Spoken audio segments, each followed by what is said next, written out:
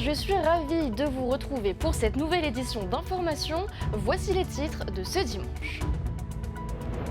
Lyon, gastronomie, calligraphie, danse traditionnelle et arts martiaux étaient au rendez-vous ce matin au Temple Conti. La communauté chinoise s'est réunie en nombre pour continuer de célébrer le Nouvel An chinois. Nous reviendrons sur quelques-unes des prestations et certaines sortent de l'ordinaire. Ils commencent à se faire rares. Les fruits et légumes locaux sont absents des rayons depuis plusieurs jours. Nous vous expliquerons pourquoi et comment les professionnels tentent de combler ce manque. Enfin, comme tous les dimanches, la deuxième partie du journal sera consacrée au sport. Avec Oriane Otefo, nous vous parlerons de basket, volleyball, football, surf et taekwondo.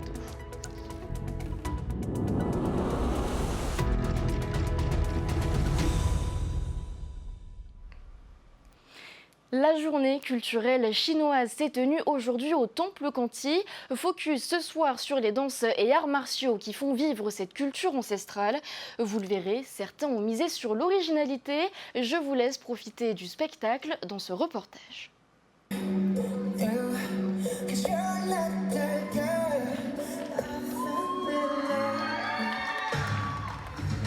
C'est la première fois que le taekwondo, les arts martiaux, va s'enchaîner, s'entremêler avec les danses classiques, un peu contemporaines. Et je voulais apporter quelque chose d'innovant justement cette année. Et c'est le résultat de beaucoup d'heures d'entraînement. Donc on voulait aussi montrer à travers ce spectacle la diversité des cultures. Vous avez vu, il y a des Français, des Tahitiens, des Chinois et c'est ce qui fait notre Polynésie merveilleuse. C'est à travers la différence qu'on peut partager de l'amour et c'est à travers cette danse-là que je voulais partager avec tout le monde.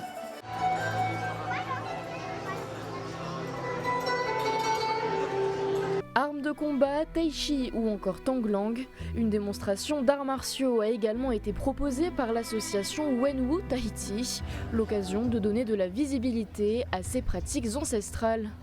Sans rigueur, sans assiduité, on a du mal à obtenir un résultat. Et après, c'est pareil pour tout. Il faut travailler, il faut être rigoureux, il faut être assidu. Et c'est qu'à partir de là qu'on peut obtenir des bons résultats. Alors je suis extrêmement fier de mon association, de tous ces athlètes. Ils ont fait un excellent travail. L'objectif de cette journée est de mettre la culture chinoise sur le devant de la scène, de la partager et surtout de la transmettre aux jeunes générations pour faire perdurer les traditions. Le fait de participer à un spectacle comme aujourd'hui par exemple, c'est bien pour eux. Ils se sentent un peu impliqués justement dans la culture chinoise. Et chaque année, c'est formidable. Ils apprennent les danses avec joie. Et vous avez vu, ils se sont éclatés. Les festivités du Nouvel An chinois se clôtureront avec le défilé des lanternes samedi prochain. Le départ sera donné à la mairie de Papeete en fin d'après-midi. Vous l'avez certainement observé sur les bords de route et dans les rayons des magasins. Depuis quelques jours, les fruits et légumes locaux manquent. En cause, les pluies particulièrement fortes de ces dernières semaines qui ont ravagé les exploitations. Pour compenser la demande, pas d'autre choix que d'intensifier l'importation. Les détails avec Nicolas Pérez. Tous les produits sont touchés, quoi, hein. Les concombres, les potas, la salade, les tomates, haricots verts, haricots longs, voilà. Plus rien. Il suffit d'observer les étals du marché de Papeete pour constater la pénurie de produits maraîchers. Une production locale impactée traditionnellement par la saison chaude, mais aussi et surtout par les intempéries de ces dernières semaines. On a un manque de production locale que les gens ont bien pu observer en magasin et qui va malheureusement durer un petit peu parce que la mauvaise saison n'aide pas aux replantations, etc. Donc probablement jusqu'au mois d'avril, ça va être tendu au niveau des productions locales, maraîchères notamment. À titre d'exemple, le chou local. Plébiscité par les Polynésiens, ce légume devra faire l'objet d'une ouverture à l'importation pour faire face à la demande. On sait qu'on consomme à peu près 90 tonnes par mois. Là aujourd'hui, d'habitude, on arrive à produire quasiment suffisamment pour le mois. Là, on est à peu près à 35-40 tonnes de production. Et donc, ça veut dire qu'on va ouvrir l'importation pour le mois de mars, par exemple, pour faire venir du chou importé pour compenser l'absence de production locale. Pour le consommateur, la note risque d'être salée. Mais la Chambre d'agriculture souhaite les sensibiliser sur la détresse qui touche certains professionnels qui ont tout perdu.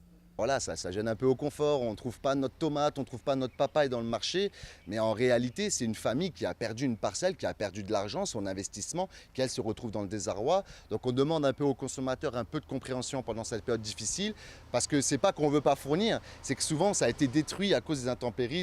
Pour ce jeune agriculteur de Taoutira, la perte estimée est conséquente. La plus grande partie, ouais. On va dire 80% de ma production. Hein. Ça a touché même les petits, les semis, quoi. Hein. Et pour les prochains jours, alors. Donc on te reverra peut-être pas la semaine prochaine sur les stands? Peut-être pas, ou sinon, voilà, avec une table plus réduite. Merci, comme j'ai planté des, comment on appelle ça, tout ce qui est, comment on appelle, papehari, manioc, taro, hein, ça va peut-être me sauver un peu, mais tout ce qui est maraîcher, pas du tout. Quoi. Les professionnels estiment que la production locale aura retrouvé un rythme normal d'ici 3 mois. En attendant, le pays devra maintenir les importations, souvent synonymes de hausse de prix. Un mot d'éducation à présent. 14 élèves de Seattle sont actuellement en immersion dans des familles à Raiatea. De nombreuses activités sont proposées. Pendant 4 semaines, les élèves vont être plongés dans notre culture. Voyez les détails de cette captivante aventure dans ce reportage de Ronnie Moufat. Ce n'est pas la première fois que Puhine ouvre ses portes à des élèves venant de Seattle. Cette année, 14 d'entre eux ont pris part à cette expérience, une arrivée dans le mauvais temps, mais qui n'aura pas entamé leur détermination. Bien arrivé, malgré le temps, tout s'est bien passé, on est très content d'être là. L'essentiel, c'est qu'on nous sommes tous là, sains et saufs, en famille. Voilà, le temps, bon, on s'arrangera.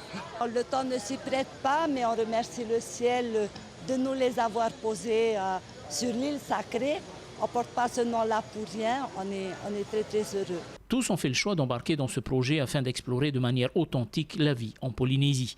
L'immersion au sein de familles d'accueil leur permettra de plonger véritablement dans le quotidien des familles polynésiennes. En complément, des ateliers d'initiation et de sensibilisation sont prévus pour répondre à leurs attentes, comme avec les élèves du primaire de Puhine. C'est nouveau pour vous? Oui, c'est tout nouveau pour nous. Moi, j'ai jamais fait ça. Alors, c'est tout nouveau. Et aussi, j'ai jamais vu les noix comme ça. Et j'ai aussi appris l'histoire de les noix. On fait des bougies avec, alors c'est très important pour la culture tahitienne. Ça se passe très bien, on est très contents. Il y a déjà une élève qui m'a dit qu'elle avait envie de pleurer parce que déjà elle ne voulait pas rentrer. Et c'est juste le 3e jour. Alors je lui ai dit, écoute, n'y pense pas, c'est encore le début du voyage, il ne faut pas y penser. L'occasion pour les enseignants de valoriser le travail des enfants, leur engagement et leur intérêt pour notre culture. Je dis, il y a un impact positif et sur nos élèves parce que on reçoit des personnes qui viennent de très loin. Donc de temps en temps, ils vont utiliser un peu la langue. Donc c'est l'occasion justement d'utiliser leur langue. Ça fait plaisir de parler un petit peu anglais avec eux?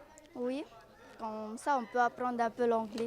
Et on les a appris à faire des activités comme le Auapouté. Et moi je trouve que c'est un bon impact. Et puis les enfants s'extériorisent. Du coup, ça peut chez certains justement débloquer, cette timidité qu'ils ont. Dans quelques jours, ils participeront également à des activités marines telles que le bouturage de corail. Apprendre à tresser, comprendre les jeux et les sports traditionnels, plusieurs ateliers ont été mis en place par l'association Tamari Puhine en collaboration avec la commune de Taputapuatea pour permettre à ces étudiants de Seattle une totale immersion dans la société polynésienne. Ronnie Moufat pour Tahiti Nui Télévision. Et nous allons maintenant dans l'Hexagone pour prendre des nouvelles de notre Mister Tahiti. L'élection Mister France 2024 a eu lieu hier soir à Paris. 31 candidats étaient en lice. Heiva Amin n'a pas dépassé la barre du top 15, mais il a pu compter sur le soutien de dizaines de Polynésiens venus l'encourager. Retour sur cette soirée avec Julien Panafieux et Wallis Glaise. Devant un public survolté, 31 jeunes hommes en compétition. En jeu, le titre de Mister France 2024. Plus tôt, en coulisses, l'heure est aux retouches. Heiva, 32 ans, est le doyen du concours. Il a hâte d'en découdre. Honnêtement, je suis excité. J'ai hâte d'aller sur scène. J'ai hâte de montrer aussi tout le travail que j'ai fourni en amont. Mis à part le stress, mis à part la peur de rater les chorégraphies ou de se planter sur le disco. Une soixantaine de supporters tahitiens étaient présents pour soutenir le Polynésien. Parmi eux, Nancy s'accompagne. Je suis vraiment contente de son parcours parce qu'il s'est vraiment donné à fond et on a hâte de voir le résultat. Et c'est stressant quand même. À l'instar du concours Miss France, les candidats sont jugés sur la beauté et l'élégance, mais aussi sur leur aisance orale. Mr Tahiti a voulu porter un message, celui de la pratique du sport pour une meilleure santé. Ce soir, c'est un honneur pour moi d'être ici présent devant vous pour vous parler d'une cause qui me tient vraiment à cœur. La santé par le sport. Au-delà des bienfaits physiques, la pratique sportive a également un impact profond sur notre santé mentale. Danse, discours, les candidats ont assuré 3 heures de spectacle. Déception pour Mr Tahiti, c'est Mr Rhône-Alpes qui remporte le titre de Mr France et il va atteindre néanmoins le top 15. Évidemment déçu de ne pas être dans les 5, mais très heureux d'être dans les 15, parmi les 15. Il ne faut pas oublier qu'il y a eu 30 candidats et le Mr France de cette année mérite amplement sa place, ainsi que le podium. À mon avis, je pense que ça s'est vraiment joué à peu. On était une belle brochette de 15 candidats finalistes et je ne regrette rien et je suis très heureux et très fier d'avoir porté les couleurs de la Polynésie. Mr Tahiti retient l'implication et le travail fourni durant cette aventure humaine. La plus belle victoire de Heiva reste d'avoir fait briller le drapeau polynésien le temps d'une soirée. Et on reste dans l'Hexagone où les écoles de Ori Tahiti font de plus en plus d'adeptes. Et c'est le cas en Bretagne dans l'école Te Huranui. En plus de la danse, les traditions polynésiennes et expressions orales y sont enseignées. Julien Panafieux et Wallis Glaise ont assisté à un cours. Regardez.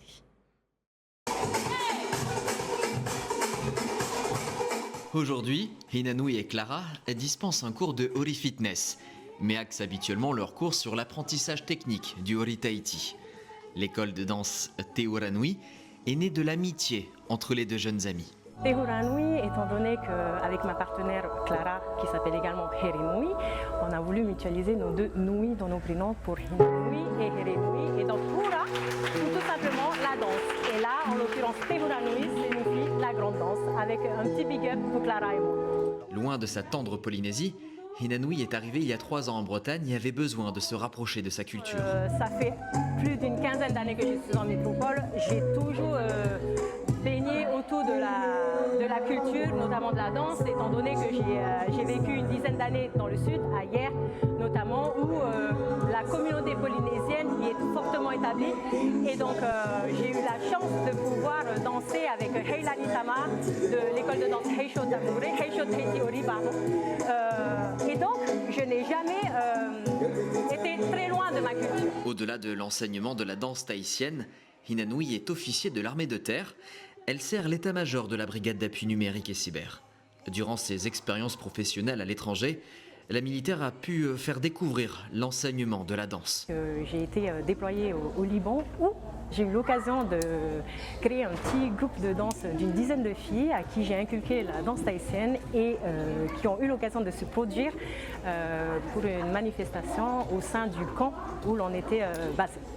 Clara, cofondatrice de l'association, est née à Tahiti et a commencé le Ori Tahiti à l'âge de 3 ans à Raiatea. Voilà, pour moi, je suis une enfant du Fénois, donc c'est vraiment ma culture d'adoption, on va dire, et je veux vraiment la perpétuer et continuer à la transmettre aux plus jeunes générations et aux plus anciennes aussi.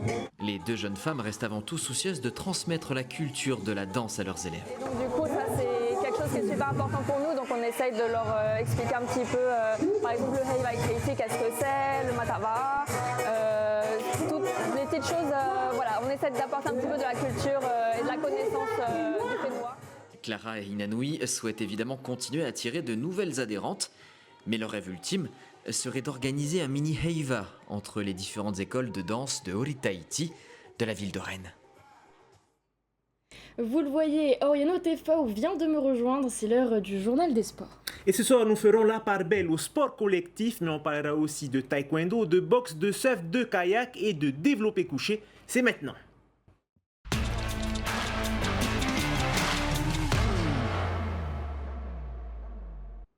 Et on commence avec un choc dans le championnat féminin de volley-ball, celui de la Stefana contre leur rival de Pirée. Une rencontre importante dans la course au titre cette saison. Battue lors du match aller, les Oranges ont pris une belle revanche en s'imposant 3-7-0. Les temps forts de cette rencontre avec Désiré Taïvao. À l'image de ce point perdu par Pirée, les entames de set sont compliquées pour les joueuses de Ramatari Temari. Les volleyeuses de Tefana en profitent pour compter jusqu'à 6 points d'avance, sauf que la machine jaune et verte baisse de régime. Il n'en faut pas plus à Veitia Areaka et à ses partenaires pour recoller au score et remporter le premier set 25-21.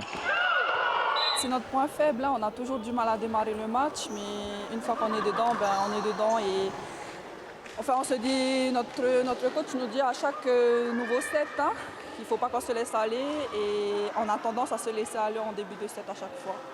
Alors après, c'est difficile de revenir, mais là, ce soir, on a réussi à bien revenir, donc c'est le temps. Le même scénario se répète dans les 2 manches suivantes.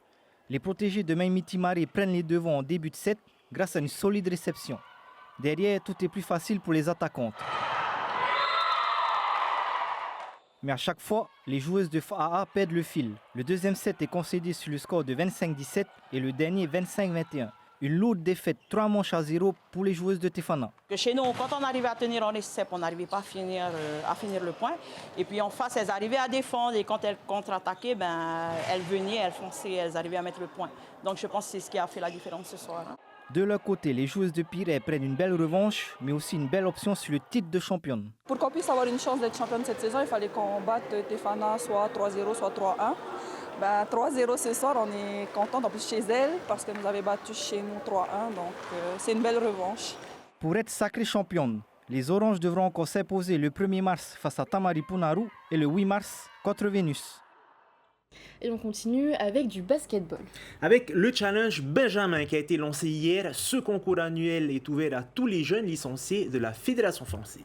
Et elle permet à nos athlètes du Fénois de se qualifier pour les grandes finales nationales à Paris. Nous étions présents aux présélections. Regardez. 36 garçons et 21 filles sont évalués tour à tour sur 4 exercices individuels mélangeant les dribbles, les passes et les tirs. Des passages de 45 secondes devant les officiels et le public. Chaque épreuve porte le nom d'un joueur de l'équipe de France. Il y a le premier exercice que vous avez pu voir qui est le Marine Johannes qui est en équipe de France et qui joue en WNBA. Vous avez le deuxième, Wembayana, que tout le monde connaît, qui fait 2m25, qui joue en NBA. Celui de Rupert et de Ivan Fournier. 2 filles, 2 garçons qui jouent en équipe de France. Les débuts ont encouragé. Après, quand j'ai commencé le premier tour, c'était facile, mais à cause de la fatigue, j'étais fatiguée, mais j'ai tenu quand même. Mon objectif, c'est de gagner ce challenge pour faire le grand challenge à Paris. C'est très important pour moi. Je m'entraîne beaucoup. J'essaye de travailler mes dribbles le plus possible et j'essaye d'assurer mes shoots. À l'issue de cette première phase de sélection, 27 Benjamins ont été retenus. Ils se retrouveront dans un mois pour tenter de décrocher leur ticket pour la grande finale. Tous les vainqueurs de chaque région, chaque département de métropole seront sur Paris. Donc il y aura aussi la Calédonie, il y aura la Tahiti, il y aura donc les Guadeloupéens. Donc pratiquement toutes les ligues françaises seront représentées. Et nous, on représente chaque année un petit Tahitien, un petit Tahitien. Les grands vainqueurs de ce tournoi national auront l'honneur d'assister à la finale des playoffs de la NBA. Et en football, le premier tour de la Coupe de Polynésie s'est joué ce week-end. Les équipes d'Excelsior et Puéou ont ouvert les hostilités vendredi soir. À l'issue des 90 minutes de jeu, l'équipe de la Presqu'île s'est imposée sans surprise contre ses rivaux de la mission qui évoluent en Ligue 2. Désiré Taivao a assisté à la rencontre. Puéou assume son statut de favori face à Excelsior. Après un premier quart d'heure maîtrisé, les hommes de Franck Papaoura ouvrent la marque à la 23e minute grâce à Teuaura Teixoari sur un service de Matei Papaoura. Les protégés de Bruno Tehamwana ont eu beaucoup de mal à garder le ballon et à se rapprocher des buts adverses. Mais sur un contre, Farid Siag fausse compagnie à la défense bleue et relance Excelsior.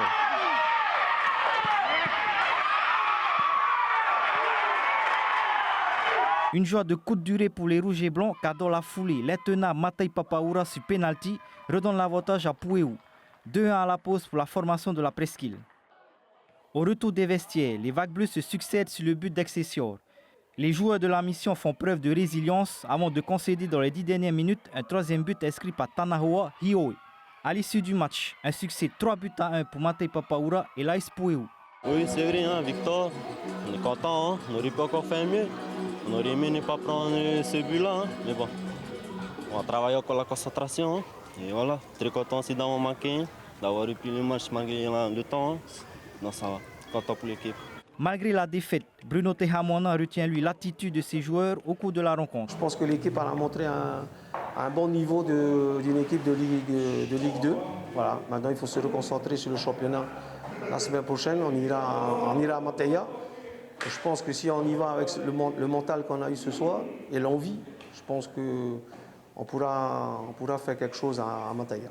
Dans les autres matchs du week-end, on note la victoire du champion de Ligue 1, l'AS Stéphana face à l'AS Samine sur le score de 9-1. Et le tenant du titre de la Coupe de Polynésie, l'AS Pirée, s'est largement imposé à Huahuka face à Fahiri 10-1. Allez, direction les Tuamotu.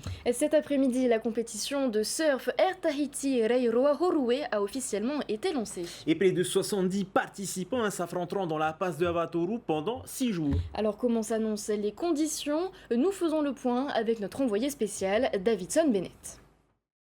Bonsoir Emma, bonsoir à tous nos téléspectateurs. Nous venons tout juste de finir la cérémonie d'ouverture de la 3e édition de la Air Tahiti Reiroa à Horue qui se passe donc ici sur l'atoll de Rangiroa à Avatoru dans la passe de Hotuaura. Comme chaque année, cette année est exceptionnelle. Il n'y aura qu'une compétition locale. La Fédération tahitienne de surf a décidé de reporter donc la compétition dont nous avons toujours eu l'habitude d'avoir ici depuis 10 ans maintenant, à la Rangiroa Pro. Elle est reportée pour l'année prochaine. Ce qui est sûr, nous comptons 73 compétiteurs dans la catégorie surf, bodyboard, mais également ondine, et les juniors entrent en jeu également pour cette édition 2024.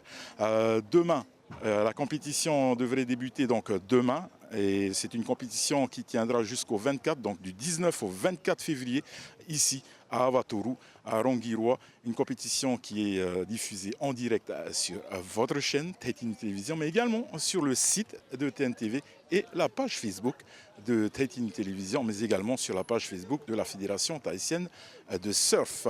73 compétiteurs, et une houle est attendue ce soir, une houle qui devrait atteindre les 1,50 m à 2 m peut-être par moment, et donc ce qui veut dire que demain la compétition commencera bien évidemment à 7h30 tapante sur votre chaîne à Tahiti Télévision. C'était Davidson Bennett depuis Avatoru, Rangiroa pour Tahiti Télévision. Et on reste dans les îles, mais au Raromate cette fois-ci. Et plus précisément à Raiatea, où 8 membres du club de Taputapua Taekwondo se préparent pour une compétition à Los Angeles. Tishika Douce les a rencontrés pendant leur préparation. Le chemin vers le haut niveau est encore long pour ces jeunes sportifs, mais au mois de mai, ils se mesureront à des athlètes venus des 4 coins du monde. Une opportunité qui ne se présente pas tous les jours. Assiduité et rigueur seront nécessaires pour optimiser leur préparation à cette rencontre internationale. Ce qui nous reste, c'est de voir notre niveau déjà, de taper sur les compétitions locales. Et ensuite, c'est plutôt du répétitif. Chaque fois, c'est toujours la même technique à retravailler et peaufiner les petits détails. Et c'est une découverte pour ces nouveaux athlètes. Puis après, essayer de franchir le cap des championnats du monde ou des Open, par exemple. Et pourquoi pas à la fin, les Jeux du Pacifique. Participer à des compétitions à l'extérieur du Fénois nécessite un double investissement, financier et physique. Les athlètes en sont conscients, alors quand le moral flanche, il faut aussitôt se ressaisir. On s'entraîne tous les jours, matin et soir. Très dur, des fois tu te lèves le matin, tu n'as pas envie d'aller courir, mais tu le fais quand même. En ce moment, je suis plus sur une perte de poids parce que je ne suis pas encore au poids pour la compétition. Et si je ne suis pas au poids, je ne participe pas. Du coup, c'est ça, on va dire, le plus gros combat. Avant d'aller en compétition, la pesée. Ça travaille le mental. Ça travaille beaucoup le mental. Hawaii connaît cette compétition. Elle y a participé l'année dernière. Elle était parvenue jusqu'en finale où elle s'était inclinée face à une adversaire américaine. Ce déplacement pour elle, c'est l'occasion tant attendue de prendre sa revanche. J'ai eu l'argent et du coup je retourne maintenant pour avoir ma revanche. En attendant, les préparatifs vont se poursuivre tout en s'intensifiant. Le coach veut mettre toutes les chances de leur côté pour que la moisson soit bonne pour nos sportifs. Et tout de suite, on retrouve le reste de l'actualité sportive en bref et en images. En taekwondo aux États-Unis, 11 combattants tahitiens sont au Nevada où se tient actuellement l'US Open, une compétition internationale qui permet aux athlètes de gagner des points pour évoluer dans le classement mondial avant les Jeux Olympiques de Paris. Les plus jeunes ont ouvert les festivités. Chez nos représentants, Uratini Maeta glane la médaille d'or en moins de 40 kg dans la catégorie U13. Chez les cadets, Okino Papara s'offre l'argent en moins de 61 kg. Enfin, Duke Van Kam s'octroie le même métal en moins de 78 kg chez les juniors. 7 Tahitiens se sont hissés jusqu'en finale ce week-end des championnats de France de boxe minime, cadet et junior. 3 d'entre eux ont été sacrés dans leurs catégories respectives. Teanihei Matuanui et Marama Mercier conservent ainsi leur titre de champion et championne. Et pour sa première participation, l'enfant de Bora Bora, Hevini Atiu, s'empare également du précieux métal. Quant à Kalisno, Nisrin Bouyaoui, Isalte Mayana et Manouari Teua sortent chacun un titre de vice-champion de France. Après un stage d'apprentissage du kayak en ligne depuis le début de la semaine à Sydney en Australie, la délégation tahitienne de 4 jeunes emmenée par Bill Barth en a profité pour participer à la Manly Wharf Bridge to Beach. Cette compétition de surski organisée par le multiple champion de Molokai Dean Gardiner a attiré 400 participants toutes catégories confondues en kayak, V6, stand-up paddle et prone sur un parcours de 11 km. Nathalie Sommer l'emporte chez les U18 filles. Noah Foucault-Brander arrive deuxième en U18 garçons. C'est pas facile parce que c'est un plan d'eau calme, on ne connaît pas le plan d'eau, il faut juste suivre ceux qui sont devant. En U23, Heriani Maruhi chez les filles et Nohoar Ituo chez les garçons se classent troisième. Il y avait des concurrents tout le long, c'est ce qui nous a poussé. C'était une bonne course. Très dur. Bill Barth se hisse à la 10e place chez les vétérans 55 ans. Bilan positif, les 4 jeunes kayakistes tahitiens ont énormément progressé durant cette semaine en Australie. Le niveau promet d'être bien relevé lors des prochaines compétitions au Fénois. La 51e Coupe Guy d'Esposito s'est tenue hier dans le grand bassin de Tipperary. Plus de 100 nageurs ont répondu présents. Pour gagner, les athlètes devaient cumuler le plus grand nombre de points selon un barème bien précis, constitué en fonction de la classe d'âge. Tous les nageurs devaient effectuer un 100 mètres nage libre, couplé avec une nage de leur choix. À ce petit jeu, c'est le natif de Reiatea, Rohutu Teahui, qui s'est imposé pour la 2e année consécutive. Et on termine avec de la force. Une délégation tahitienne s'est envolée vendredi matin pour l'Hexagone. Ils participeront au championnat de France de développé couché la semaine prochaine. Nous étions présents avec eux, à leur côté, lors de leur dernière préparation avant le grand départ. Le reportage. Tous les jours, ils s'entraînent sans relâche pour cultiver leur force. Les samedis 24 et dimanche 25 février, ils se mesureront aux meilleurs Français de développé couché. Le principe de l'épreuve est simple, 3 essais pour soulever la charge la plus lourde possible. À ce jeu-là, Tario et Tommy sont intraitables, tous deux décrochent le titre l'an dernier dans leurs catégories respectives. Tommy Teheura a ravi la première place en Open, les plus de 120 kg. Tario, t'es un roi! Quant à Tario, il est couronné chez les vétérans avec une barre de 232 kg 500. Quelques mois plus tard, il s'octroie une 3e place au championnat du monde en Afrique du Sud. Enfin, le représentant de Bora Bora termine la saison en triomphe avec un titre de champion d'Europe. Le niveau en France, ça va. Mais si je gagne cette année, j'ai ma place pour aller au championnat du monde. Là, le niveau sera très élevé. L'année dernière, Tommy et Maui Arifan conquièrent le podium des plus de 120 kg. Tommy prend la plus haute marche en ayant soulevé 250 kg de fente. Pour l'édition 2024, il sera cette fois le seul Tahitien dans la catégorie. Il fera face aux favoris de la compétition. Justement, il y a Romuald Massé qui est dans ma catégorie, ancien champion du monde, ancien champion d'Europe et tenant du titre du record de France avec une barre à 262,5 kg. L'année dernière, il n'était pas là parce qu'il a eu une déchirure au niveau du tendon du grand pectoral. Du coup, ça l'a pris à peu près 7 mois d'arrêt, quoi. Je pense que ça va être un défi parce que c'est pas un petit joueur, quoi. L'an dernier, Noeto était accompagné par Gianni Wanghen en tant que coach, mais cette fois-ci, Gianni montera également sur les planches en tant qu'athlète. Engagé chez les moins de 120 kg, il a dû tenir un régime drastique pour être au poids. Voilà, il y a le climat, hein, le froid et tout, on n'a pas l'habitude. Et moi, j'ai un souci avec pour gérer mon poids, en fait, parce que je suis dans une catégorie en dessous. Donc, il faudra que je fasse bien attention. Alors, et les collègues, ils ne vont pas te chambrer en mangeant des hamburgers et toi, tu vas devoir faire la diète? Ça fait déjà 2 mois qu'ils le font, ça ne me gêne plus.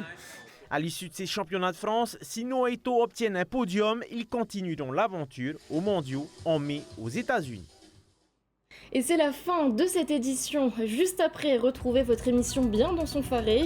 Ensuite, soirée cinéma en famille avec le film L'âge de glace, les lois de l'univers. Et demain matin, 6h50, voyez en direct sur TNTV le match beach soccer Tahiti-Iran. Et demain soir, Athéna Milcam reprend les commandes du JT pour la semaine. On se retrouve le week-end prochain. Et comme d'habitude, on se quitte avec les meilleures images de nos sportifs en musique. Bonne soirée.